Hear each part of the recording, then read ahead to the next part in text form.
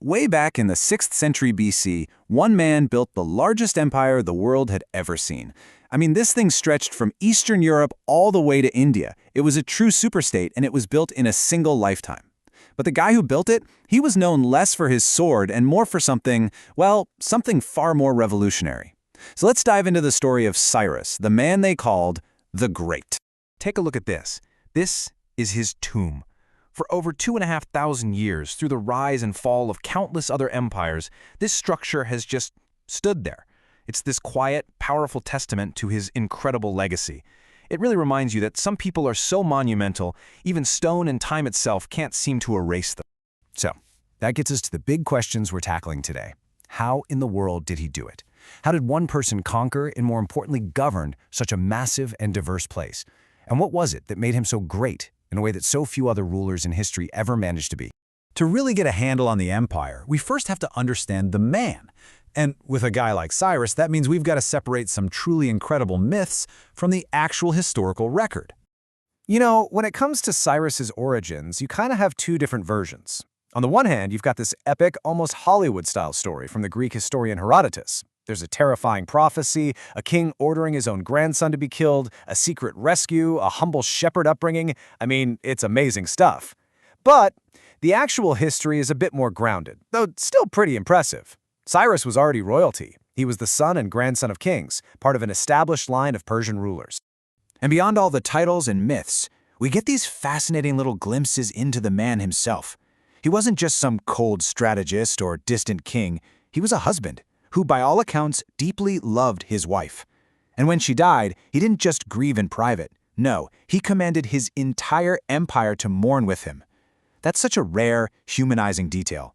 It suggests a leader who saw his empire not just as territory, but as a community. And that capacity for thinking differently, for focusing on the human element, well, that would come to define his whole path to power.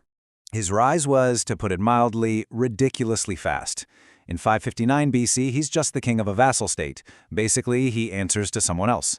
But just a few years later, he revolts against his own grandfather, the Median king, takes his capital, and unites the Median and Persian peoples. With that power base locked down, he immediately turns his attention west, toward the incredibly rich kingdom of Lydia.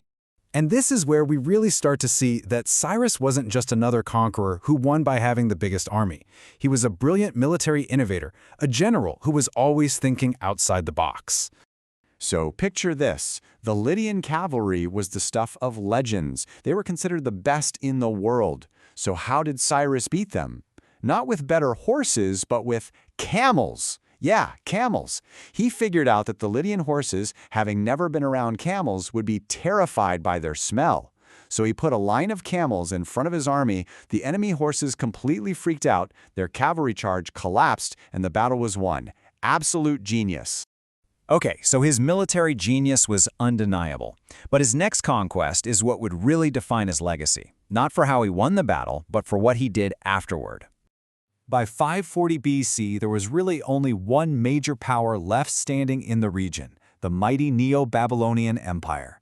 And its capital, Babylon, was a fortress. Seriously, it was considered impenetrable. Taking it down was going to be his greatest military challenge yet. So how do you take an impregnable city? You don't try to go over the walls, you go under them. In what must have been an incredible feat of engineering, Cyrus had his men literally divert the course of the massive Euphrates River, which lowered the water level in the channel that flowed right through the heart of the city. Then his army just waded in under the cover of darkness. They took the city with almost no fighting at all. Now, taking Babylon like that was brilliant. But as impressive as it was, that's not the main story here. The crucial part, the thing that makes Cyrus the Great, is what happened next. To get how radical this was, you have to remember how ancient warfare worked. The standard operating procedure was conquer a city, loot its temples, destroy its culture, and either enslave or deport everyone. That was just what you did. But Cyrus, he completely flipped the script. Instead of destruction, he offered restoration. And maybe the most famous example of this policy were the Jewish people, who'd been held in exile in Babylon for decades. Cyrus didn't just let them return to their homeland. He actively encouraged them and even helped fund the rebuilding of their sacred temple in Jerusalem. For this, the Bible gives him the title of Messiah, or Anointed One. He is the only non-Jewish person in the entire Bible to receive that honor. That's just how profound his impact was. Okay, so he's conquered this massive territory through military brilliance and this radical kind of mercy, but how on earth do you actually run the thing? This is where Cyrus the Innovator really starts to shine. He developed this brilliant administrative structure called the satrapy system. He divided the empire into provinces, each run by a governor called a satrap. But here's the genius part. The top military general and the chief record keeper in that province didn't just report to the governor. They also reported directly back to Cyrus.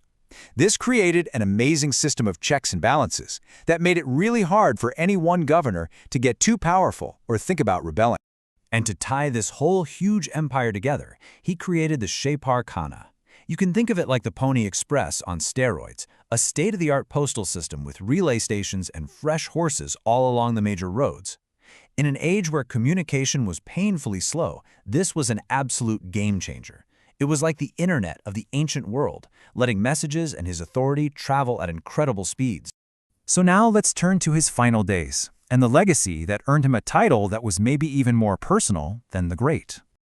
Just like with his birth, the stories about his death are all over the place. Herodotus gives us this brutal, dramatic ending where he's killed and beheaded in battle by a warrior queen. But another writer, Xenophon, tells a totally different story of Cyrus dying peacefully at home, surrounded by his family.